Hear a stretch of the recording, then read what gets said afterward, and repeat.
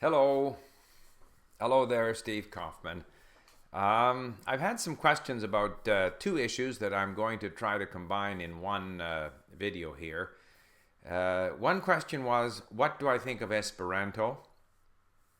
And the other question had to do with French immersion. And to some extent, the two, in my mind, are a little bit related, and I'll explain why, but I may not get it all done within the 10 minutes. Esperanto.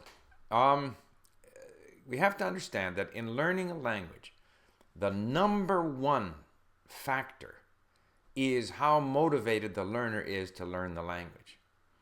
So I am not very motivated to learn Esperanto, but that doesn't mean that other people aren't. And people should be able to learn the language that they want to learn. And we would love at Link one day to offer Esperanto and Latin and ancient Greek, or Aboriginal languages, or any language that people want to learn. As long as there are people who can speak that language and who can record themselves using that language, and if we can get transcripts, we will use it at Link. It's entirely up to people what they want to learn. Because if people are strongly motivated to learn something, they will learn. Now, why am I not motivated to learn Esperanto? Because every time I learn a language, I discover a whole world. I mean, today I had lunch in an inexpensive Persian restaurant here in West Vancouver.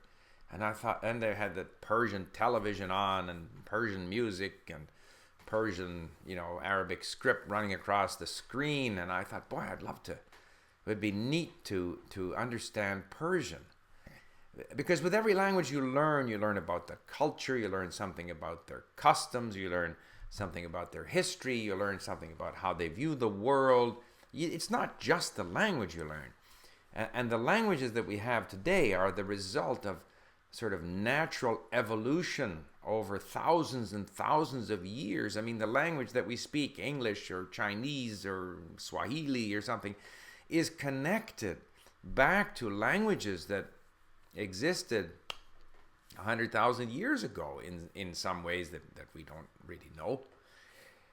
To me, language is a living thing and very much connected with the culture of the people who speak that language today. Russian, I love my Russian novels. I love listening to my Russians, the people that I listen to, argue on my favorite Russian website, Echo Moskvi. Chinese culture. The other day I was at a Japanese restaurant and experiencing their culture, and because I speak the language, I feel much more that I can participate in that culture than if I went to than at the Persian restaurant where I don't speak the language. So to me, if I'm going to go to the trouble of learning a language, I want to participate in this culture, living culture. Esperanto doesn't offer any of that. I mean, Latin, I'm almost more motivated to learn Latin because Latin is connected to, all of the Romance languages that we have today. So Esperanto was created by some idealists, some intellectuals, who arbitrarily decided that they were going to take this, that, and the other from certain languages. Of course, they didn't include Asian languages, they didn't include African languages, and that this was going to become an international language. So to me, it's artificial. So I can't get myself motivated to learn it. But if someone else, for whatever reason, wants to learn Esperanto, please go to it. In all of my life, in all the countries that I have been to, I have yet to meet one person who speaks Esperanto.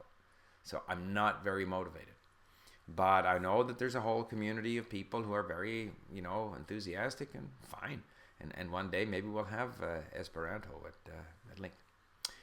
And so where this connects with the issue of French immersion is that in learning a language, the key is the learner. It's not the teacher, it's the learner.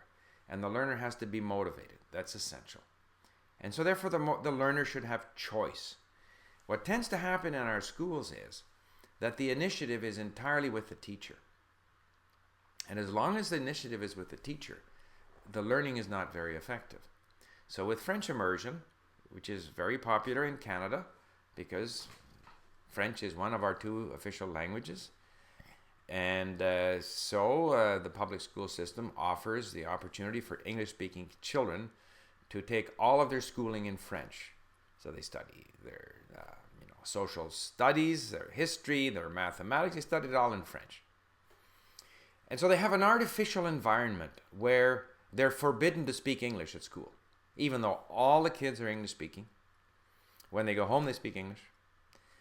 And my grandson was telling me, because my grandchildren go to French immersion, was saying that some teacher instituted a system where everyone had tickets. And if they heard someone speak English, they could get a ticket from that person. And the idea was to collect as many tickets as possible. So you're basically encouraging people, children, to tell on each other, to snitch on each other. What a ridiculous idea. And it's interesting with French immersion.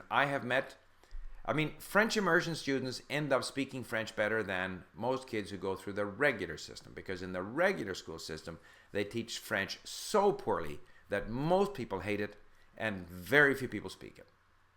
In immersion, most people end up speaking it after a fashion. Not very many of them end up truly bilingual, because they spend most of those years in immersion speaking French poorly with other non-native speakers, being their fellow students. It's interesting that we have in Canada, we have early immersion from grade 1 and late immersion from grade 7, I think, or 6. The late immersion kids end up speaking just as well as the early immersion kids. And I am of the belief that if we had a totally different approach to language learning, if we let kids learn any language, not any, but a variety of languages as in their first or second or third or fourth year, that say when they're 12 or 13, if they decided, now I want to learn French, now I want to learn Spanish, they would learn it very quickly. So in other words, if we have if the motivation is there, the kids will learn very, very quickly. They don't have to suffer through 12 years of doing geography and history in French, which after all is a foreign language for them. And I can't help but believe that they would be more interested in the subject if they could read it in their own language. So there is a sacrifice. So if we allowed kids, if the first, and I've mentioned this before, if the first 3, 4 years, 5 years of schooling were devoted to allowing the kids to try any language. You don't have to have a teacher of Chinese or Spanish or French. There's so many resources available on the internet.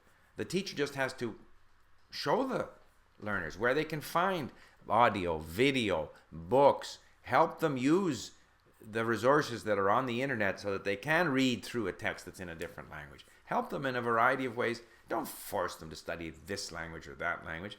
And then let them decide what they want to learn. Now, of course, for political reasons, in countries like Canada, you have to learn French. But in fact, 99% of English speakers, or 95%, end up not speaking French. So we don't really achieve anything. We're far better to say, do you want to learn Spanish? Learn Spanish. You want to learn Chinese? Learn Chinese. And then, at some point, if you want to work for the federal government, you go and learn French. And if you've learned another language, it won't be so difficult to learn French. So, if I summarize all of this, what I'm saying is that the approach to language learning should be that it should be fun. We want to focus on all the different ways that we can motivate people. That if we can get people to enjoy their language learning, have fun with it, don't worry about making mistakes. That in that kind of an environment, we train people to learn.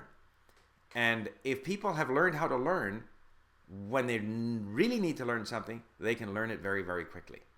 If they haven't learned how to learn, then they can just waste time year after year after year. They can pass their French test, they can do all this and that, and they end up not speaking. So, Esperanto, if you want Esperanto, go for it. It's not something that I'm motivated to learn for the reasons that I've explained. It's not spoken by any culture. Doesn't have any history behind it. I can't go to some place and sit down at a bar and have the person beside me, strike up a conversation in Esperanto. And French immersion, to me, is a little artificial. Again, it's something that's imposed on the kids, and I think language is something that we could allow more freedom for people to study what they want, allow them to have fun with it, and if they develop the ability to learn languages, they will learn when they want to. Bye for now.